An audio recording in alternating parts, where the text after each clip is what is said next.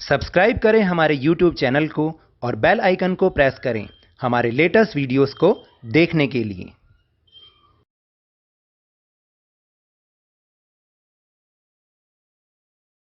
Hello and welcome to Lavneesh sir की class.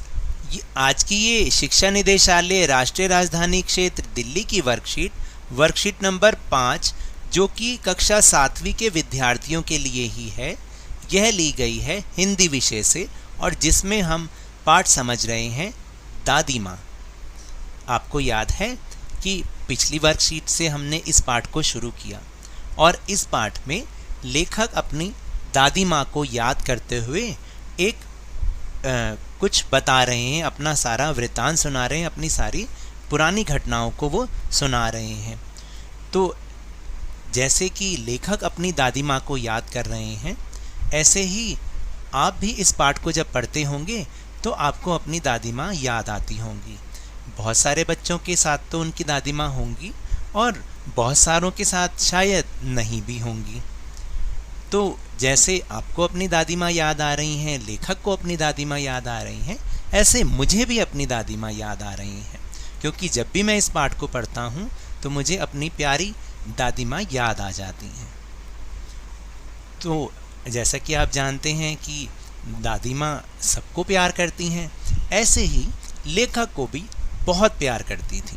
तो चलिए शुरू करते हैं इस वर्कशीट को और मेरे साथ समझने का प्रयास करते हैं। प्यारे बच्चों, इस बार जो हम पाठ पढ़ने जा रहे हैं उसका नाम है दादी माँ। नाम से ही आप समझ गए होंगे कि लेखक अपनी दादी को याद करते हुए लिखते हैं कि उनकी दादी किस प्रकार सबका ख्याल रखती थी। आइए जानें लेखक क्या कहते हैं और पूछे गए प्रश्नों के उत्तर दीजिए। दादी माँ को गांव की 50 किस्म की दवाओं के नाम याद थे। गांव में कोई बीमार होता, उसके पास पहुंचती और वहां भी वही काम, हाथ छूना, माथा छूना, पेट छूना। फिर भूत से लेकर मलेरिया, सरसाम, निमोनिया तक का अनुमान विश्वास के साथ सुनाती। महामारी के दिनों में रोज सवेरे उठकर स्नान के बाद लवंग और गुड़ मिश्रित जलधार, गूगल और धूप। सफाई कोई उनसे सीख ले। दवा में देर होती या मिश्री या शहद खत्म हो जाता, चादर या गिलाफ नहीं बदले जाते तो वो जैसे पागल हो जाती। बुखार तो मुझे अब भी आता है। नौकर पानी दे जाता है। मैस महाराज अपने मन से पकाकर खिचड़ी या साबू। डॉक्टर साहब आकर नाड़ी देख जाते हैं और कुनैन मिक्सचर के तीखेपन के डर से बुखार भाग भी जाता है, पर ना जाने क्यों ऐसे बुखार को बुलाने का जी नहीं होता। तो ये तो था पाठ का अंश। अब हम चलते हैं अपने प्रश्नोत्तर की ओर। पहला प्रश्न है कि गांव में कोई बीमार होता तो उसके पास पहुंचकर दादी माँ क्या करती थी। तो उत्तर है कि गांव में कोई बीमार होता तो उसके पास पहुंचकर दादी माँ उसका हाथ, माथा, यहाँ पर माथा थोड़ा अलग अलग लिखा है, इसको मिला के लिखना है, हाथ, माथा और पैर छूती। फिर भूत से लेकर मलेरिया, सरसाम, ये सरसाम है, निमोनिया तक का अनुमान विश्वास के साथ सुनाती।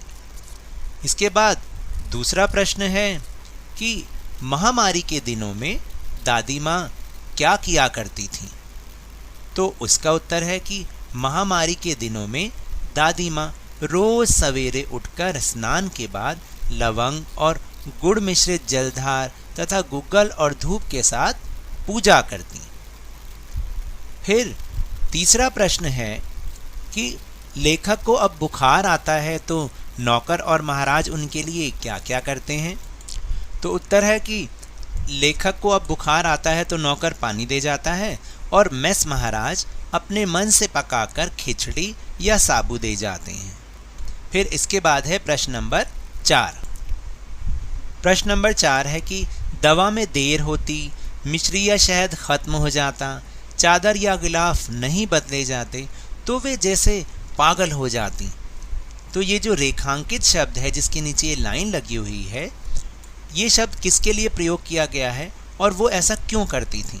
तो देखिए कि जो रेखांकित शब्द है वो दादी माँ के लिए प्रयोग किया गया है। वे ऐसा इसलिए करती थी क्योंकि वे घर की मुखिया थी, यानी घर की सबसे बड़ी थी, और मुखिया होने के नाते वे यह चाहती थी कि घर के सभी सदस्य उनकी बात माने, और अगर कोई ऐसा नहीं करता था तो वह गुस्सा हो जाती थी। फिर इसके बाद है प्रश्न नंबर 5। प्रश्न नंबर 5 है कि इस समय कौन सी महामारी चल रही है और उससे बचने के लिए हमें क्या क्या करना चाहिए? तो ये तो हम सबको मालूम ही है, हम सब इससे भली भांति परिचित हैं कि इस समय कोरोना वायरस महामारी चल रही है। इससे बचने के लिए हमें क्या क्या करना चाहिए आप भी जानते हैं ना, तो चलो एक बार फिर से समझ लेते हैं। हमें लोगों से मिलते समय दूरी बनाकर रखनी चाहिए, यानी कम से कम हमें उनसे 2 फीट 3 फीट की दूरी रखनी चाहिए, ताकि बोलते समय अगर कोई पीड़ित व्यक्ति है कोरोना वायरस से, उसके मुंह से वायरस निकले भी तो वो हम तक ना पहुंच पाए। फिर दूसरी बात है कि थोड़ी थोड़ी देर बाद साबुन से हाथ हमें धोने चाहिए। यदि साबुन ना हो तो अपने हाथों को सैनिटाइज़र से साफ करना चाहिए। फिर तीसरा पॉइंट है कि घर से बाहर निकलते समय मुंह पर मास्क लगाना चाहिए, और बच्चों मास्क लगाना बहुत ज़्यादा ज़रूरी है।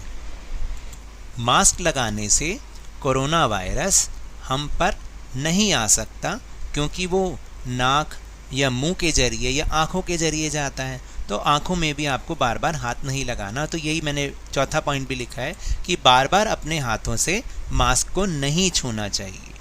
तो देखा कितना अच्छा अंश था। लेखक अपनी दादी माँ को याद करते हुए किस तरीके से लिखते हैं, जैसे एकदम सारा सीन हमारी आंखों के सामने आ गया हो। तो ये तो थी आज की वर्कशीट। अगर आपको मेरे इस तरह समझाने से अब थोड़ा थोड़ा समझ में आने लगा है तो इस चैनल को ज़्यादा से ज़्यादा सब्सक्राइब कीजिए, लाइक कीजिए और बहुत ज़्यादा शेयर कीजिए, और मेरे साथ इसी तरह वर्कशीट को समझते रहिए, लेकिन ध्यान और मन लगाकर ज़रूर पढ़ते रहिए। धन्यवाद।